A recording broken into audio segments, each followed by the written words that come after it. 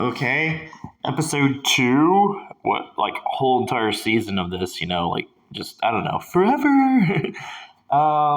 Forever. Yeah, forever. Floppy nights is this achievement is not hard, but you have to pay attention. So, when you're playing floppy nights, like there's the first achievement's pretty easy to get. You're gonna go through a tutorial. You're gonna skip through a bunch of dialogue, just like keep mashing A until you get past the dialogue. It's a turn-based like Fire Emblem game, so you have to pay attention. My advice is you get the little tiles that have the movement, and you don't really have to do too much. First, you're gonna knock out all the weak enemies, um, and do like a space method. So every time you move your character, that you're going to use to attack the enemies units, you're just going to make like a space, and you're going to make sure that you have at least like 2 or 3 spaces. That way they're not coming up and attacking you. But then you're going to sneak on the one that's at the top corner of the screen. You're going to kill that one. Then you're going to go, back into your safe zone. And then you're going to be doing some churns and some churns, but like once you go down to your safe zone, you're going to go down and get the other enemy unit, and then you're going to get the other enemy unit. Then you're going to get the other enemy. Once you've cleared all the little enemy units, you'll be, because it will be like a number 5. Okay, so number 5, or like, yeah, number 5 unit, it'll be like the strong unit. Before you like attack it, all you'll need to do is you can keep ending your turn too until you get this card, because it's all in your opening hands. You just need to get the card where you plus yourself up, because you've killed all the little units. So once you get this plus up, it's like a +1. It allows you to attack. You'll be able to attack over the little boss, and then achievement pop. But you'll still have to mash A, because at the end there'll be some more talking. The cutscenes are pretty good. Funny wise, they're a little bit like new age cutscenes or whatever. But once you've done all of that, yeah, it's pretty straightforward. Um, and it's definitely a very good bonus on your money, because it's leaving Game Pass. Anything to get away that achievement, that daily achievement, get to your gift cards and all that.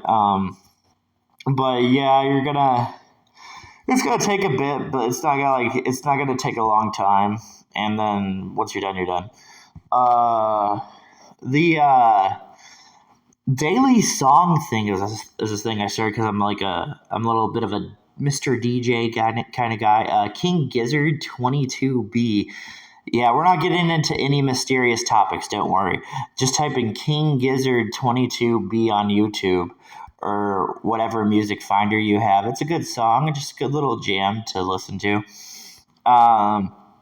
Okay, so that's basically like the money tutorial. We still got, though, this is money tutorial too, but okay, so Wake Up Hero. Wake Up Hero is a good card.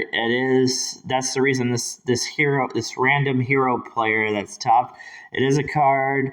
If you do it right, basically you're just like, oh man, they activated it. It's a spell. It's like they activated it, and then they just basically get to kill you. There's of course there's ways to negate it, but are you like gonna negate it? No, you're not. You're basically just gonna take it, and the hero player's gonna run you over. It has a second effect too, even that it gets like a warrior. So it's just a really good card. Have I been thinking about, does it need to be banned? No, but probably if there was anything that if it starts becoming a problem in the meta, then yeah, probably a limit on it or something. See what I mean? Like let me tell you something. I could even go into this, but I gotta try and fit Excel in here too. Excel. A lot of people are going to be a little mad at Excel, because Excel, this new Yu-Gi-Oh! Synchro, whatever, they're doing these combos for. It's already expensive, okay? So it's an expensive card now. It wasn't too expensive. Now it's getting a little bit pricey, but it's like Goblin Knight. Okay, Goblin Knight's just like an easy example. It's kind of like a combo into another combo into another combo kind of card, and Excel. With the new way that Yu-Gi-Oh has been marketing themselves, I'll tell you what. Even if Excel does get to the topics of being banned, okay, it gets to the topics of where you could see it being banned. But if it's for their market, they'll just keep it on our ban list. I'm telling you, don't be surprised if this ban list is average, dude. Do not be surprised. Car. Tizia, I did the scary mystery thing again with the 3-2-3. Yeah, it doesn't always have to be like 3-3-2. Sometimes it can be 3-2-3. But Cartesia is a card that's mainly I've seen in OCG playthroughs. It's just used in Sword Soul, but it does work in other people's side decks, and it is a card.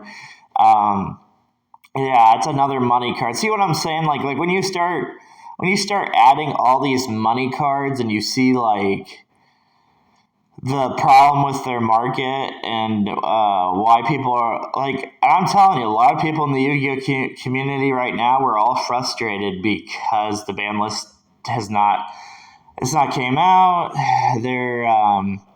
They're leading into another YCS. It's just like, oh my gosh, I don't understand. It's like a I don't understand product thing. I really think fun format should come back because that's a very funny joke. Like fun format, like really, you should go to your locals and everybody should just be playing fun stuff and just not be playing any of this competitive. Because they don't put the ban list out. They add a bunch of expensive cards. Okay. They I don't even know. Like I already talked about last video how they had like these momentary cards. Oh my gosh, momentary cards are that's a good word. I like momentary because they're like there's no point of really purchasing this card, okay? Like not only do you got the cards you need to purchase, right? You have the cards that are momentary, which means that they're used for a deck, but the deck's not competitive. The deck is a fun deck. So that's what I'm saying. They're even trying to take out the fun decks. And what I mean by like normally at your locals, you should be able just to have whatever deck and everybody should be able to have fun.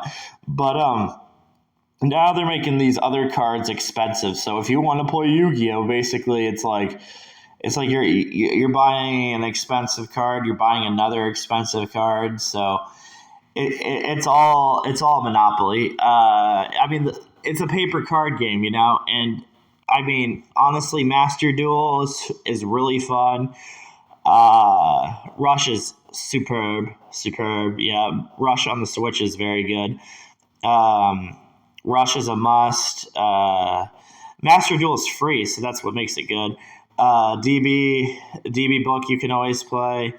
You can always go and play Yu-Gi-Oh! Pro. Yeah. See what I'm saying? It's just like that stuff. That stuff doesn't really collaborate to the competitive Yu-Gi-Oh! Players. It just doesn't really collaborate to us, but it's happening. Yeah. Okay. So now that we got that done, oh my gosh, that was that's because I mean, overall, right now, I don't see them shooting out any future products. They're being slow on it, so hopefully the ban list is coming up now. But I'm telling you, the ban list is going to be. I cannot stress it enough. It's gonna be average. It's going to be average. There's a very high chance of it just being average, and even if it's like it could be adequate. It could be good, like because TCG has had a decent ban list, but that's what I'm saying. TCG made a decent ban list, but that was like Oh my gosh, that was months ago. That was at least a year ago. Oh my gosh, I don't even know. I don't even want to say it's 2 years ago because you know how 2 years flew by. Um, but yeah, like it was a bad ratio. It was kind of like one good enough band list, and that was probably the one with needle fiber, and the three other band lists, you know. Um, Also, it's like they're like, oh, but people still need to play Yu-Gi-Oh in Japan, that kind of thing. It's like, oh, people still need to play Yu-Gi-Oh in Japan. They still need to play Yu-Gi-Oh in Europe. So there's that, but I get kind of like I'm like, whatever, Japan. If TCG, we're doing really good in the TCG at times, and I'm like here in America, we're doing just as good as OCG, and it's like I don't. I'm sorry, Japan. You step your game up. That doesn't mean we get punished because you didn't make a good enough ban list in Japan. And then now we have we've only had one time I think we've gotten a one up on Japan. For the most part, Japan's always got their imports. They've always had they've always had like a ban list. Like they've had a lot of pretty decent ban list ideas. So for us, like eventually we're gonna, wise up. Us Americans, we're gonna wise up and make a ban list that's better than theirs just for once. It's not like we're gonna do it consistently. But come on, they get imports of TCG cards too. That's what I'm trying to tell you. They get imports. It's really like Card City. Japan is like a Yu-Gi-Oh player's dream because you have all these card tournaments. It's just Card City kind of thing. Um, but Europe doesn't. Europe's a interesting one. You would, if you're a Yu-Gi-Oh player, you would go to too, because Europe does not get cards that TCG gets, so you get like different formats in Europe. That's why you can't just you can't look at two different YCSs. You can't look at Europe and America and judge them. You can't just be like, oh, that one was better. You have to put a lot of stuff into it if you're actually gonna try and jump yourself in the competitive Yu-Gi-Oh scene. What is what is we can wait on what is Darling in the Squid Game thing. We're just gonna get these football picks, and then we'll get into this good stuff. Okay, so I already picked the Lions over Kansas City. I picked Browns over Bengals, Texans over the Ravens, Bucks over the Vikings, Panthers over the Atlanta Falcons, Washington, D.C. over the Cards, the Arizona Cardinals, Jags over the Colts, Steelers over the Niners, Saints over the Titans, 420 Denver, 420. Let's ride. I pick Let's Ride over the Raiders. Eagles over the Patriots because the Patriots are looking to do the same thing they always do, but Eagles are looking to compete. Rams over Microsoft, which Microsoft is Seattle Seahawks. They're advertised by Microsoft. Yeah, Rams. I'll definitely take Rams over Seattle Seahawks because it's week one. Week one is so crazy. Packers versus Bears. Give me Packers. Bills, right? Just give me the Bills over the Jets because the Bills aren't good. They're going to try and not make mistakes. And Josh Allen Josh Allen wants to make money. So, Boys versus Giants. I'm picking the Giants because the Giants, their defense was good last year. This year, their defense has a lot to go with that. Like they want to become a complete defense, and I think it's going to be a shocker for the Cowboys. They're going to be facing a defense that's no longer they're going to face a defense that's no longer a pushover. So, and Daniel Jones is such an odd quarterback. He really is. He's odd, and you could think you have this guy defended. You think you could have him figure it out, but he'll win. He'll win games that just don't make sense. He'll win this game, but it doesn't really mean in week one, you'll have an overall of what he is. I even put Tua beating the Chargers because, well, it's do or die for the Dolphins. It's a sad time for the Dolphins. I even feel like Arizona Cardinals are in do or die, but the Commanders are just they're a silly team that I'm just like, they're gonna get over the Cards. Gonna get over them.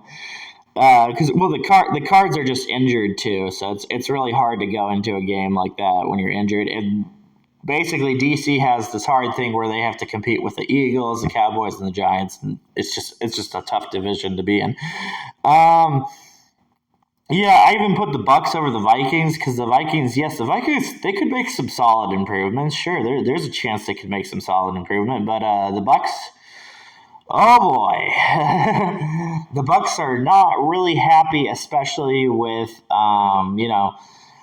they were doing pretty good with Tom Brady, and but now they must shift away from that, and they still want to make sure that they have a lot of good weapons. They have good linebacker core. They have a very good defense, and they have an offense, and that's the thing too. Like, there should be no excuse that because Tom Brady is a little bit older, and they should have some kind of quarterback to not be like Tom Brady. Okay, not be like Tom Brady, but some quarterback to be up to that par. But yeah, week one's crazy, dude. Week one's always crazy. It is. It's always crazy. I think this is actually like a really good picks too. But like, if this new draft changes anything, then we just learn from it, right? We learned from week one, and we were like, oh my gosh, this draft. But this draft was very rough. This was like a very rough NFL draft. It was very rough. Okay, so all that. Okay, so we'll start with this. Okay, so like. Squid Games discussion, the very first discussion about Squid Games, right? Because there was a whole season one now. If you're going to take the time to look at all the episodes, if you're actually going to like look at the episodes and you're going to, I don't know, if you're going to press play and, watch an episode. And I'm saying that to people right now because they've been jealous of me lately. And I'm just like, I don't mind jealousy. I really don't. Like, you should never be jealous. You should just try and focus and see if you can find something that I'm not finding. Okay?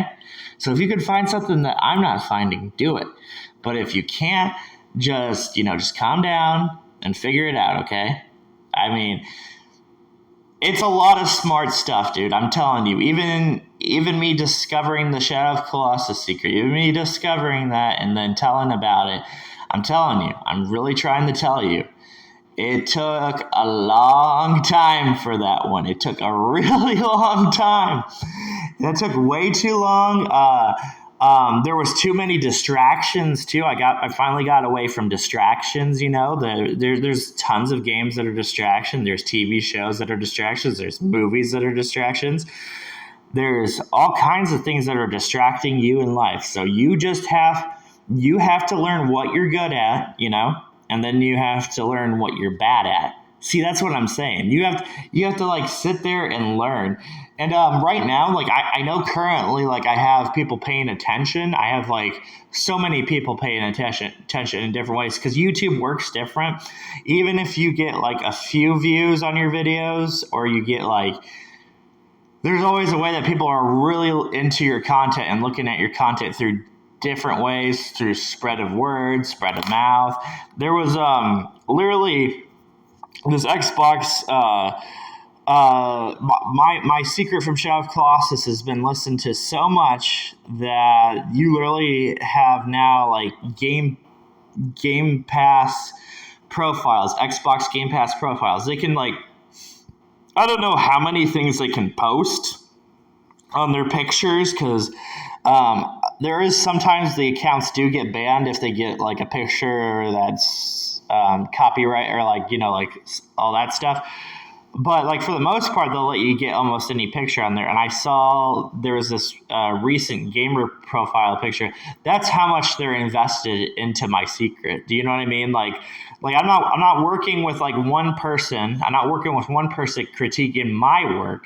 I'm working with multiple people, and it's like, um, but that's why I tell you, like I'm scared to talk about Shadow of Colossus, the second secret. I'm always scared to talk about that one because that one is like flat out like kind of goes to a bigger general audience. It goes to like a bigger audience of people, and it just like the first one's already going to that big audience of people, but when they see like when I discuss this second one, it's really hard to do because it's crazy, creepy. It's strong. It probably makes a lot of money too. It makes a lot of money from what I've seen, and I'll explain to you what I mean. Okay, so I'll explain this one because I just got to get this before we like jump into like the second secret of Shadow of Colossus. Before we get anywhere near that, we have to begin with this. Okay, for the longest time, Nintendo was promoting this, and then other gaming companies would join in. Sony would join in, and then even Xbox would join in. Xbox would join in too, because Xbox would end up getting Dragon Quest. Now, the whole Dragon Quest thing, when they made the big project, because we had to take forever to get this Dragon Quest game imported to America, and but once they all got the Dragon Quest stuff, okay, so once they had they had to promote it. They wrote articles telling you that this is very important. Now why they were doing that? The reason they were doing that was because so Dragon Quest is a game that they could say, oh, there's some secret stuff in here, and they could say stuff, but they knew people were like not ahead of the game. They knew people were like gonna look at the Dragon Quest stuff and they were gonna be like, but they know how focused we are. You know what I'm saying? Let me give you like an example of how focused they know we are. And this is scary because this is how focused they know we are. There's people who keep photos of Ocarina of Time from the magazine. They keep the beta content of Ocarina of Time. There was even like a Nintendo magazine talking about how there was going to be a third Zelda after Majora's Mask. After Majora's Mask, there was going to be another Zelda on the 64. So they keep all those pictures. We're just using them as an example. We have many other examples, of lost content stuff. But so I'm always comfortable too with the Ocarina of Time one because I actually saw the Nintendo Power magazine as opposed to not looking at the Nintendo Power magazine. Okay, at that time I had saw all that. So okay, they're like, okay, that's such a focus. We have even Tears of Kingdom, recreating parts of that in their shrines. Okay, so we already have that going on. But okay, so that's what I'm trying to say. They literally are taking beta content and they're making it into newer games. Like that, like they're putting it there, like just a new game that just and it has a set, and then they give you like the extra $10 paywall to make it into a $70 game, right? But right now they're so comfortable. See what I'm saying? They're so comfortable that they're on like their high horse. They're like on their high horse. So basically, they're like, oh, let's do this, let's do that, let's add stuff, and let's make them focused on this. And we'll always, we'll be focused on lost content. I'm focused on how Dave Reckoning had only Sunday Night Heat, but originally it was supposed to have Velocity also. I'm focused at that at times. But they they take a game content, they take that, and they make people stay on that. And then that's why you don't have like so many things coming out. You know what I'm saying? You don't have like, we have no gameplay trailer. We had a photo of Metroid Prime 4, but we had no gameplay trailer for that yet. We've had, Metroid Prime Remastered, which I do understand Metroid Prime Remastered, but you guys got to work with me. That's taken a while. You gotta work with me. That one's not easy to get into. That one's like, oh my gosh. But okay, so that's how scary it is, because it's just like there's people that like the beta project of Star Fox 64. I like it myself. I like the colors and all that.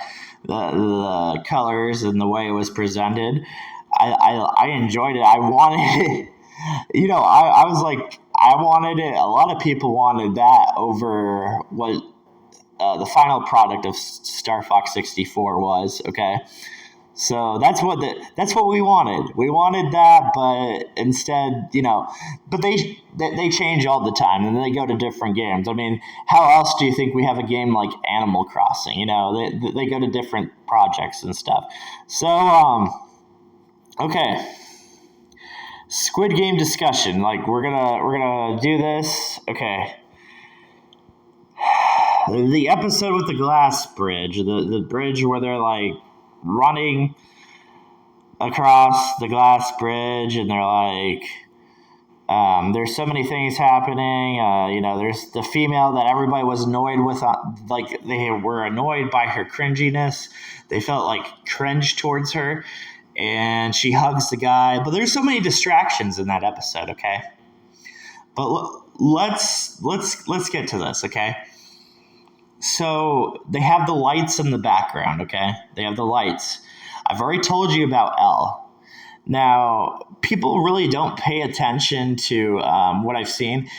They do pay attention, but they don't pay attention to like Enemy Zero's gate, because Enemy Zero has a gate, and that's like the 12 gate. For Enemy Zero, people are like, they're so confused on Enemy Zero, but Enemy Zero just needs a very, very good breakdown. It needs breakdown after breakdown. But so the lights, they're making the L. They're making the L. Like I told you, the L can flip itself. It can mirror itself. Okay, so this is just like the dumb way of saying it. Okay, the L can mirror itself. The L can put itself on top, which is what the lights are doing both of that.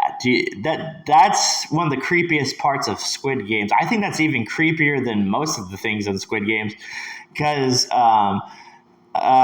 most of the things in Squid Game are just like things you could understand if you listen to somebody else. But the lights, they're both doing a vertical. Okay, so they're doing a vertical to show how you can take two L's, put them up a vertical and bottom. Okay, so you can take it up vertical and you can put it on bottom, and then horizontal, horizontal for the mirrors.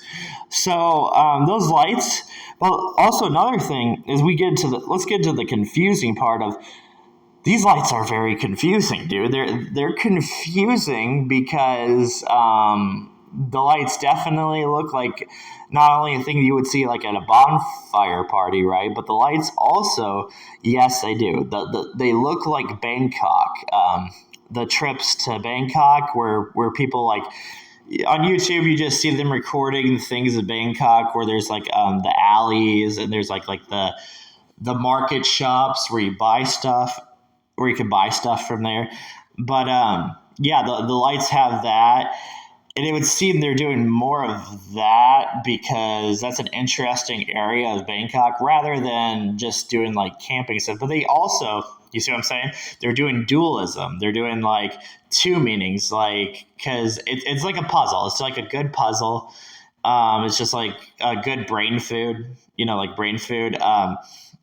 It's you have your friends going to like a camp, you know what I'm saying? Like going to a camp with all your friends, or you going and taking a trip to Bangkok.